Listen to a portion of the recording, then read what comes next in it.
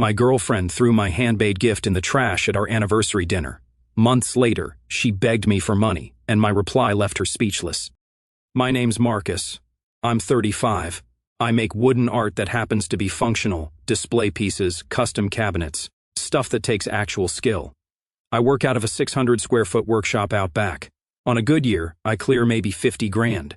This year turned out different. Real different. 6 years ago, I was pulling 85,000 as a project manager. Soul-crushing work. I woke up one morning at 29, looked at my boss, 45, divorced twice, popping antacids like Tic Tacs, and realized that was my future. I quit that week and taught myself woodworking through YouTube. Best decision I ever made. I'd been with Vanessa for 2.5 years. She's 33, senior agent at Meridian Luxury Properties, pulls 120 to 140,000, drives a BMW she can barely afford, and makes sure everyone knows she's the breadwinner. The comments started subtle around month 6. When are you going back to real work? At her company holiday party. My friends ask what you do and I never know what to say over brunch. Must be nice to play with wood all day while some of us have actual jobs during an argument about splitting rent. I let it slide because when things were good, they were really good. And because deep down part of me thought she had a point about the money. Back in January, she asked me to build something for her designer bag collection. She's got maybe 8 expensive bags, Chanel, Gucci, whatever, just sitting in her closet on the floor or stuffed on shelves. Make it nice though, not rustic or whatever. I spent 3 months on it, 80 hours spread across weekends and late nights between paid commissions. Walnut and brass inlay. Hidden LED strips I wired myself from a tutorial I watched 6 times. French cleat mounting system, so it would hang flush and secure. The thing could hold 12 bags easy, and it was museum quality work. Cost me $800 in materials alone. Didn't charge her because it was a gift, because I loved her, because maybe this would make her see what I did differently. Vanessa complained about the brass inlay constantly while I worked on it. Said the filing dust got everywhere and made her allergic. I'd spent 4 sessions just on that pattern, geometric, precise, took forever to get the fit right. She saw me working on it enough times to recognize it anywhere. The last 3 months, something shifted. Comments got sharper. Maybe you should get a real job again became I'm embarrassed when people ask what you do. She started introducing me as her boyfriend without mentioning what I did at all.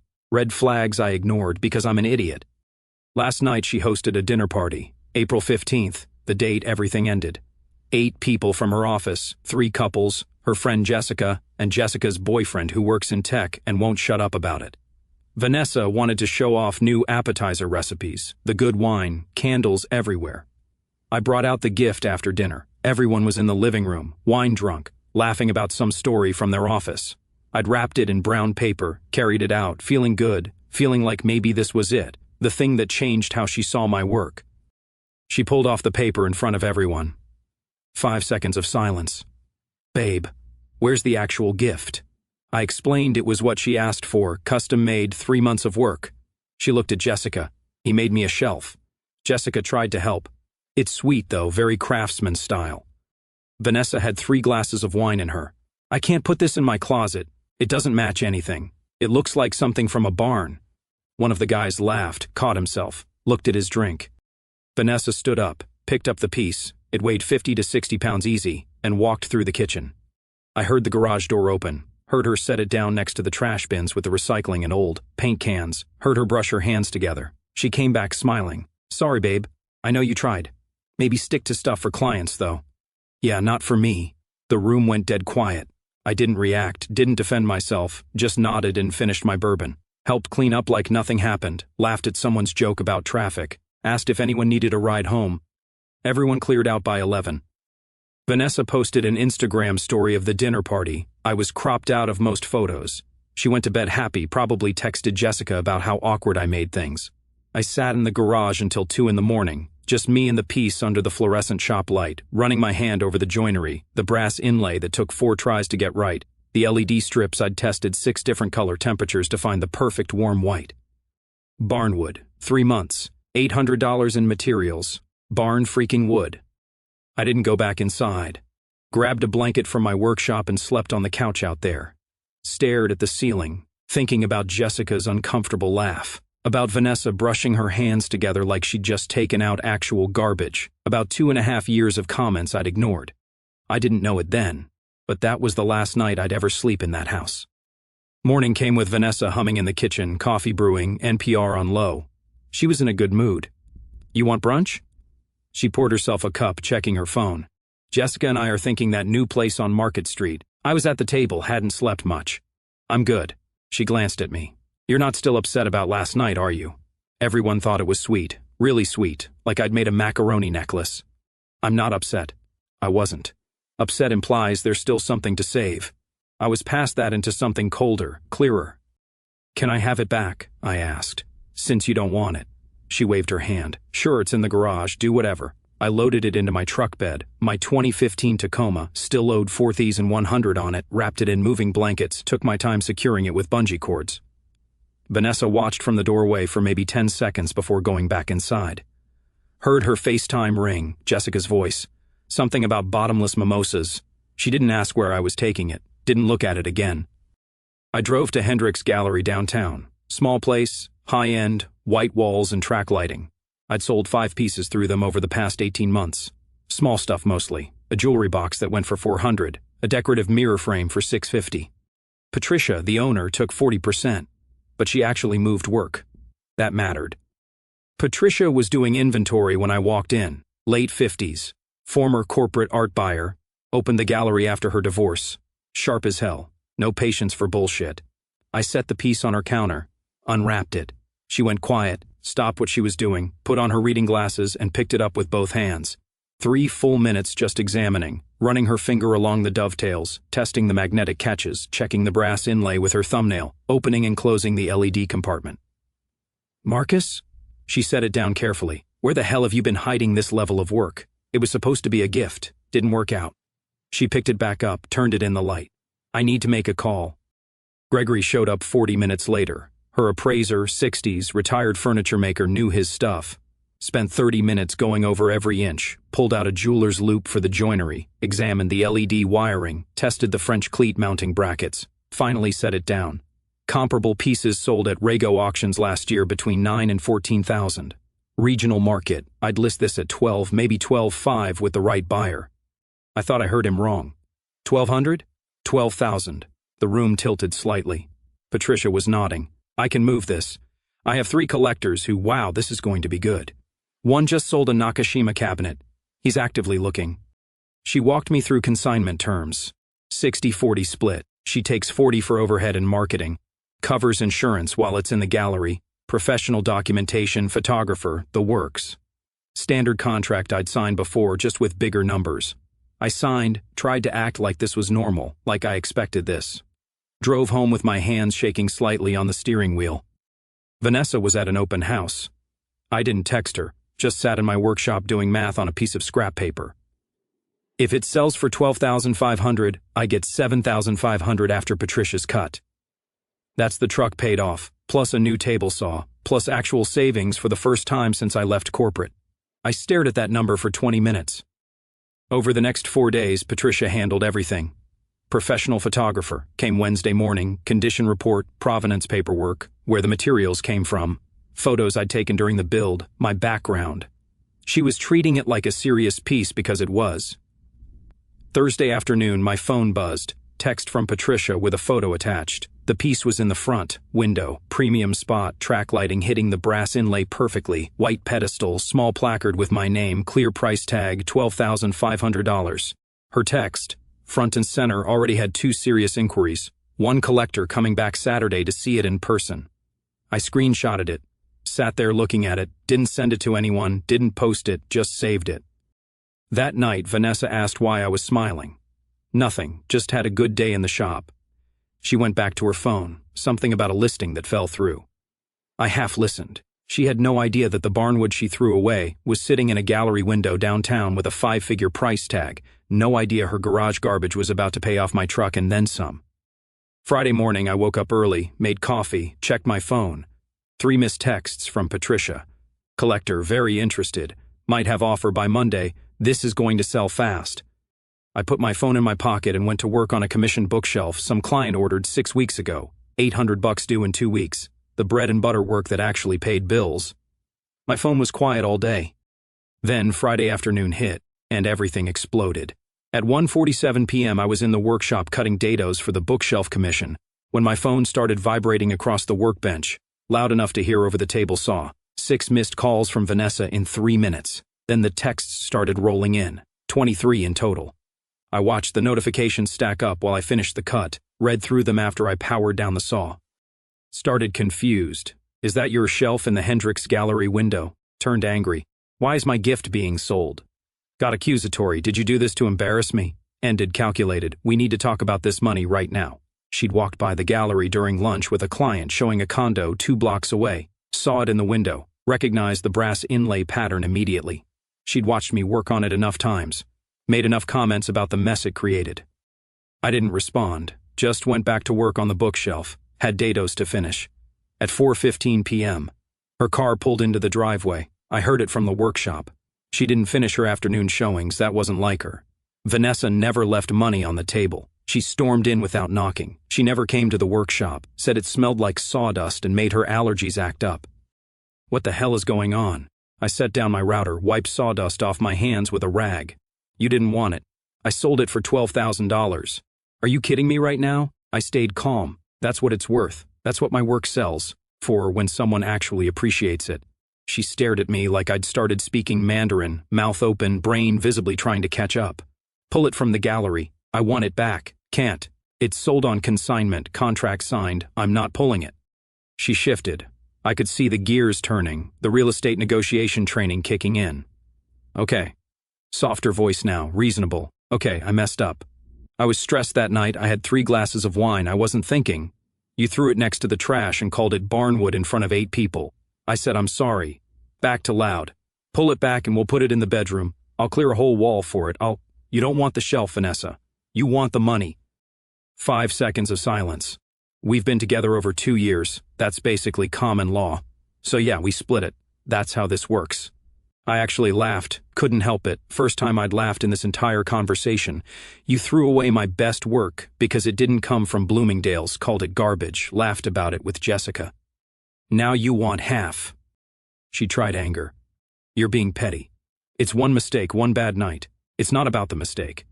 Then what is it about? What the mistake showed me. She switched to tears. Real ones, I think, hard to tell with Vanessa. So you're just done over a shelf? Over one argument? Over the fact that you only care about it now that someone else put a price tag on it? She pulled out her phone. I'm calling Patricia. This is stolen property. You can't just... I showed her my phone, the consignment contract I'd photographed, the text thread where she'd said it's in the garage. Do whatever. Her hand dropped. She left without another word. Peeled out of the driveway hard enough that the neighbors probably heard. Over the next week, 47 texts, I counted, cycling through apologies, rationalizations, anger, guilt trips, the greatest hits. You're throwing away 2 years over your ego. I supported you when no one else believed in you. You'll regret this when you're alone. Everyone thinks you're being ridiculous. I muted her notifications, responded once. Take your time moving out. I'll be at my parents' this weekend. She moved out Saturday while I was gone, took her stuff, left her key on the counter, took one of my good coffee mugs too, but whatever. Apparently told everyone I was having a breakdown, that I'd become obsessed with money and success, that the gallery thing went to my head. I wasn't having a breakdown. For the first time in 2 years, I was thinking clearly. Monday morning, 10:30 a.m., Patricia called while I was sketching a design for a client's bookcase. He made an offer, 12.5 cash deal, wants to close this week. I set down my pencil. Who? Richard Miller, retired tech executive from San Francisco, early 60s, serious collector, specializes in contemporary woodwork. He's legitimate, Marcus, well known in the community, has friends with money. What do I need to do? Nothing. I'll handle paperwork. You'll have a wire transfer by Wednesday. Wednesday afternoon, the money hit. $7,500 after Patricia's cut. First thing I did was log into my bank app and pay off the Tacoma, $4,100 remaining balance gone. Truck was mine. Put $2,500 into savings, first time I'd had real savings since leaving corporate. Just looking at that number felt strange. Remaining $900, I took my dad out for steaks at the place downtown with the dry-aged ribeyes. He never understood the woodworking thing but never gave me grief about it either. Just said, you seem happier when I quit my job, and left it at that. Friday afternoon, Patricia called again. Richard wants to talk to you about a commission, bigger piece. Are you interested? Yeah, absolutely. I'll give him your number. Monday we had a call. Richard's voice was calm, measured. Ask good questions about wood movement, how I finish pieces, my thoughts on integrating LED lighting without losing the natural grain visibility. He wanted a display cabinet for his late wife's pottery collection. She'd been a ceramicist, died 2 years ago. He had 30 pieces that needed a proper home. Budget $15,000. Timeline flexible, 4 to 6 months. We agreed on terms. $7,500 up front, $7,500 on completion. I'd send progress photos every 2 weeks. He asked for references first. I gave him Patricia, 2 former clients, and progress photos for my last 6 commissions. He checked everything, called Patricia twice. Thursday, the deposit hit my account. I stared at the number. $7,500 just sitting there. Most money I'd ever had in my account at once, more than I used to make in 2 months at the corporate job after taxes and insurance. Started sourcing materials that afternoon. Quarter sawn white oak for stability, figured walnut for the decorative elements, brass hardware from a supplier in Portland I'd been wanting to try. Meanwhile, Vanessa was unraveling. Her friend Jessica saw the sold tag Tuesday, texted her immediately, apparently some message like, OMG, did Marcus's shelf really sell? Vanessa started calling from different numbers. I didn't answer, blocked each one as they came in. Thursday evening she showed up at the house. I changed the locks Monday morning. Called my landlord first, he said cool, as long as I give him a copy. Cost me $180 from the hardware store. Dropped off his key copy that afternoon. She knocked for 5 straight minutes. I was home, watched through the window, didn't move. She just stood there staring at the door like it had personally betrayed her. Left after 10 minutes, saw her sit in her car for another 5 before driving off. Friday she found the workshop. Separate building, gate has no lock. She just walked in. I was working on commission plans, wood samples spread across my bench, expensive stuff. The figured walnut cost $340 for 3 board feet. Is that another commission? Didn't look up. You need to leave. She saw the contract sitting there. Her eyes went to the number $15,000. Are you serious right now? You're making $15,000 and I don't get anything? I set down my pencil, looked at her. We're broken up. This is my career. You don't get anything because you're not part of my life anymore. She spiraled, voice getting louder. I supported you. When you quit your real job to play with wood, who believed in you? Who? You didn't believe in me, Vanessa. You called it a hobby for 2 straight years I made you. Nobody knew who you were until you threw my work in the trash. You don't get to take credit now that it's worth money. Tears now, the real estate agent tears, the closing deal tears. Marcus, please, we can work through this. I made a mistake, I know that. But leave. She switched tactics. I'm posting about this on Instagram. Everyone's going to know you stole my anniversary gift and sold it. I stayed calm. Do it. Post it. Tell everyone how you threw away $12,000 worth of art because it wasn't from Tiffany's. See how that plays. She stood there, mouth opening and closing, then turned and walked out, yelled from the driveway, "You're going to regret this." That weekend I installed a new lock on the workshop, added a Ring camera above the door, $200 total. Monday, she was texting from burner numbers again. We need to talk. I deserve an explanation. You can't just throw away 2 years. I screenshot everything, saved it all to a folder on my laptop, didn't respond to any of it. Tuesday, Patricia called with news. Local arts magazine wants to interview you. Feature on emerging artisans under 40. Interested? Yeah. When? 2 weeks. I'll send details. Didn't tell anyone, especially not Vanessa. The interview happened on a Tuesday afternoon. Photographer named Amy showed up first. Spent 90 minutes setting up shots. Me working at the bench. Close-ups of chisels and hand planes. Detail shots of Richard's cabinet in progress. Reporter came an hour later. Jason, early 40s, formerly wrote for a bigger publication before going freelance. Asked actual questions instead of the usual, so you make furniture garbage. What made you leave corporate? Woke up at 32 and realized I was 3 promotions away from my boss's life. His life looked miserable. When did you know this could work financially? When I sold my first piece for $600 and realized someone valued 40 hours of my time more than my employer valued 40 hours per week for a year. He asked about process. I walked him through design, wood selection, joinery techniques, finishing. He took notes, asked follow-ups, actually listened. Any pieces you're particularly proud of? I mentioned the shelf carefully, made something for someone close to me, didn't work out, ended up being the piece that launched everything else. Can we use that story? Yeah, just don't name names. Article dropped 3 weeks later. I'd honestly forgotten about it, too busy working on Richard's commission, managing 2 smaller jobs on the side. Wednesday morning my phone exploded. Open the magazine's website, 2-page spread, title From Spreadsheets to Sawdust. How one local artisan quit corporate and built a 6-figure career. Wasn't making 6 figures yet, but the article projected based on current commission rates and gallery sales. There was a pull quote in large font. Sometimes the people closest to us can't see our value until someone else points it out. I made a piece for someone I cared about. They called it Barnwood and threw it away. That piece sold for 5 figures and changed everything. My website crashed by noon. Hosting plan couldn't handle the traffic. 43 commission inquiries in my inbox by end of day. People wanting custom cabinets, display cases, decorative pieces. Budget ranges from $2,000 to $18,000. Thursday morning, 3 emails from galleries, Denver, Portland, Scottsdale, all wanting to discuss representation.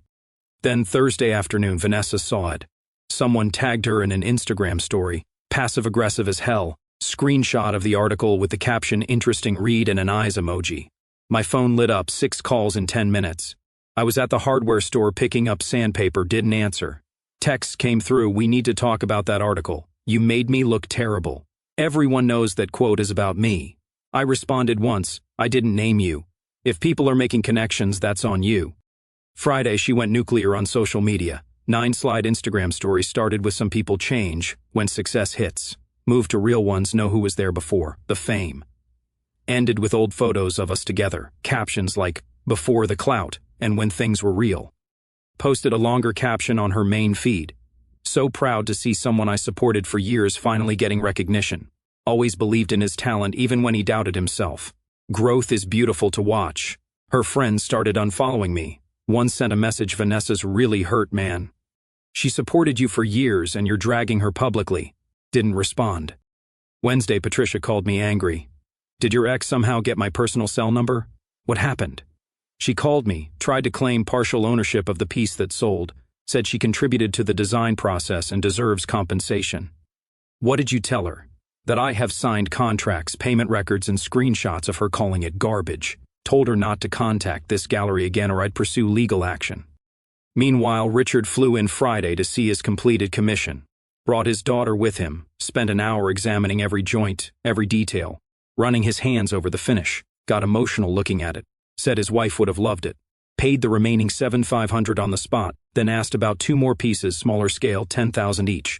I was now booked solid for 8 months, raised my rates 20%, started turning down work that didn't interest me. Vanessa was melting down on Instagram and I felt absolutely nothing about it. Not satisfaction, not guilt, just relief. July rolled around. 3 months of silence from Vanessa. I met Lily. She owned Bloom and Barrel, a flower shop 2 blocks from Patricia's gallery. Small storefront, lots of natural light, always smelled like eucalyptus and roses. Tuesday afternoon, Patricia texted me, "There's a florist here who's been staring at your cabinet piece for 25 minutes. Might be a client. Definitely a fan." Thursday, I stopped by the shop, dropped off my card, figured I'd introduce myself. She was in the back doing arrangements when the door chimed, came out with potting soil on her hands and apron. "Oh my God, you're the cabinet guy." Wiped her hands on her apron, made it worse. "I'm Lily. Sorry, I'm a complete mess right now." We talked for an hour. She asked real questions. How long I'd been woodworking, what drew me to it, what the hardest part of the process was, if I ever screwed up completely and had to start over. 0 questions about prices or what pieces sold for. I asked about flowers, she lit up. Talked about seasonal work, working with blooms that only lasted days. The satisfaction of creating something beautiful that you knew would die. It teaches you not to hold on too tight. The beauty is in making it, not keeping it. Saturday, we grabbed coffee. She told me about leaving corporate marketing 3 years ago to open the shop. Her parents still asked when she was going back to real work. Like this isn't real, like she's not up at 4 a.m., processing shipments and doing payroll and dealing with brides who lose their minds over peonies. I told her about Vanessa, the shelf, all of it. She listened without interrupting, just nodded. When I finished, "So she threw away something you spent 3 months making because it wasn't expensive enough, then lost her mind when it sold for 12 grand? That's the summary. She sounds exhausting." I laughed. First genuine one in months. We started seeing each other, coffee dates, lunch when schedules aligned. She'd stop by the workshop sometimes with sandwiches, never interrupted while I worked, just sat on the stool by the door and watched. Said it was meditative, reminded her of her own work. 6 weeks in, I made her a flower press. Nothing fancy, quarter sawn Baltic birch and brass bolts fit in her hand. She teared up when I gave it to her. No one's ever made me something before. Kept it at the shop counter, showed customers without prompting. My boyfriend made this. Not look how much it's worth, just someone made this for me. 8 weeks and a mutual friend posted a photo of us at the farmer's market on Instagram. I was carrying her flowers. She was laughing at something I'd said. Vanessa saw it, still checking my tagged photos apparently. Sunday morning, Vanessa showed up at Bloom & Barrel. Lily told me about it that night. Said this woman came in, asked about arrangement pricing. Seemed normal at first. Then actually, I wanted to meet you. I'm Marcus's ex-girlfriend. Lily stayed professional. Oh, he's mentioned you. I'm sorry things didn't work out. Vanessa leaned on the counter. Things are fine. Actually, we're talking again. He just needs time to process everything. The breakup was really hard on him. Lily kept her voice even. That's not what he told me, but good luck with that. Vanessa's smile went tight. He does this, dates people when we're on breaks. Just thought you should know you're temporary, a distraction. If that's true, he'd probably tell me himself. Now, did you want flowers or... Vanessa left without buying anything. Within an hour, old photo of us on her Instagram. Caption, some people are forever. Some are just passing through. Time always tells. Lily's friend saw it, sent it to her. She showed me that night at my place. So your ex stopped by the shop. My chest tightened. What does she say?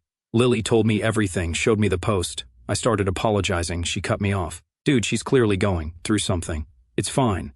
Want me to block her on the shop's Instagram? I appreciated that she didn't make it dramatic, just acknowledged it and moved on. 4 months after the breakup, I got an email through my website contact form. Larson Development Group, subject, line commission inquiry, the Halstead Hotel project. They were developing a boutique hotel downtown, opening in 8 months, needed custom millwork for the lobby, reception desk, display shelving, decorative wall panels, budget $45,000. I read that number 3 times. Took the meeting.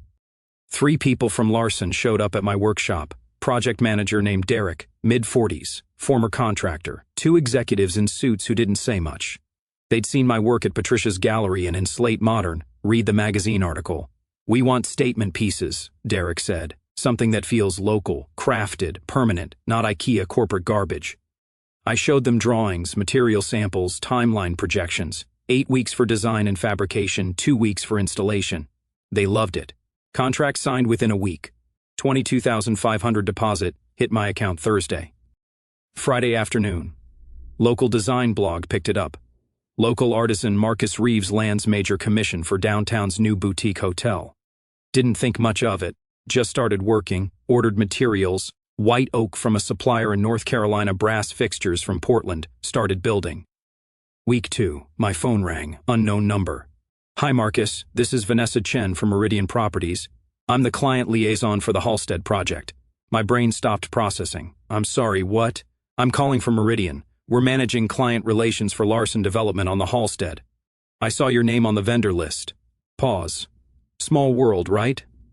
Turned out Larson partnered with Meridian Properties for the project. They were handling sales for the residential units above the hotel. Vanessa got stuck on vendor management rotation that month. Tried to pass it off. Her boss said no. Her numbers were tanking. She was on thin ice.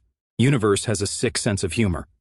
So I'll need weekly progress reports from you, she continued. Professional voice, strained. Material receipts, photos for the client portal, standard vendor management stuff. Super professional. I'll send you the reporting templates this afternoon. She hung up. I sat there for 10 minutes, called Lily. You're not going to believe this. Over the next 3 months, Vanessa had to professionally facilitate my biggest success. Weekly check-in calls required by the Larson contract. She had to review my progress photos, forward them to clients with professional commentary. She had to attend site meetings when I was installing. She had to introduce me to potential investors touring the property and couldn't say a single unprofessional thing, or she'd lose her job. Week 4, first site meeting. Derek, 2 Larson executives, and Vanessa. I showed up with installation plans. Vanessa wouldn't make eye contact. Marcus is handling our custom lobby millwork, she said to the executives, voice flat. Marcus, this is the Larson team. Professional handshakes, polite smiles. We toured the space, discussed timeline, installation logistics. One executive examined my material samples. We're really excited about this. The samples were impressive. Vanessa threw her teeth. Yes, Marcus is very talented. Week 8, Larson brought potential investors through. Vanessa gave the tour.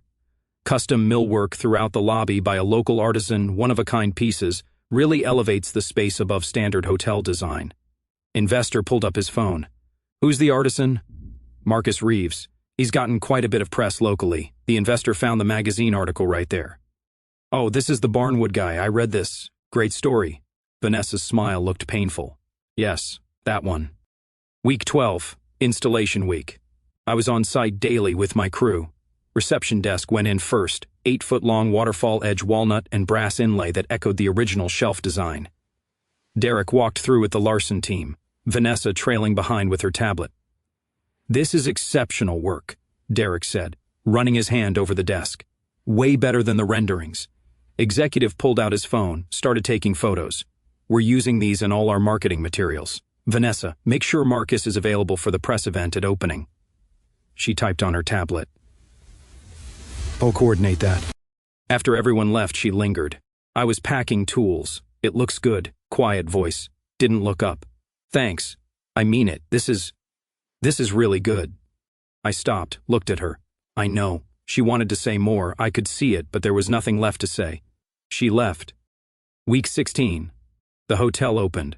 Major press event, local news, design magazines, photographers, the works. They interviewed me on site. This is your biggest commission to date. What's next? Gallery show in New York next month, few private commissions lined up, just staying busy. The article ran with a sidebar. From corporate burnout to design star, the Marcus Reeves story, referenced the Barnwood quote again. The piece that started everything. That night, email from Vanessa. Subject, I need help. Almost deleted it, opened it instead. Long email, everything laid out. Connor left when he found out she was using him. Sales numbers terrible, about to lose her job, can't afford her apartment, too proud to downsize where people can see. Watching me succeed while she fell apart broke something in her. The hotel project was torture. Every week watching me build something massive while her life crumbled. Could I loan her $5,000 just to get stable? She'd pay me back. I know I don't deserve your help. I know what I did, I see it clearly now. I threw away something valuable because I couldn't see past the surface. I'm not asking for forgiveness. I'm just asking for help. Please. I read it 3 times. Thought about everything. The dinner party, Jessica's laugh, the garage, Barnwood, the Instagram posts, showing up at Lily's shop, the fake reviews, the stalking. Typed my response. Vanessa, I'm sorry you're struggling. That genuinely sucks. But no. Not because I don't have it, I do. Not because I'm petty, though I won't pretend there is an irony here, but because 3 months ago you tried to claim ownership of my work. You showed up at my girlfriend's job. You left fake reviews. You posted lies about us talking again. You didn't want help then, you wanted control. The hotel project forced you to watch me succeed. I get that it hurt, but that's not my responsibility to fix. You taught me something. Some people only see value when someone else validates it. When it has a price tag. When it's in a gallery window or a hotel lobby. You couldn't see it when it was in your garage. That's not my problem anymore. I hope you figure things out, but I'm not the person who's going to help you do it. Marcus. Sent it, blocked her email, didn't think about it again. 2 weeks later, a mutual friend texted heads up. Vanessa moved back to her parents' place in Ohio, deleted all her social media. Told Lily that night. How do you feel about it? Thought about it. Like hearing about someone I used to know. New York gallery show happened a month later. 3 pieces sold opening night, 2 commissions from collectors, magazine interview. Patricia flew out for it, brought Lily as a surprise.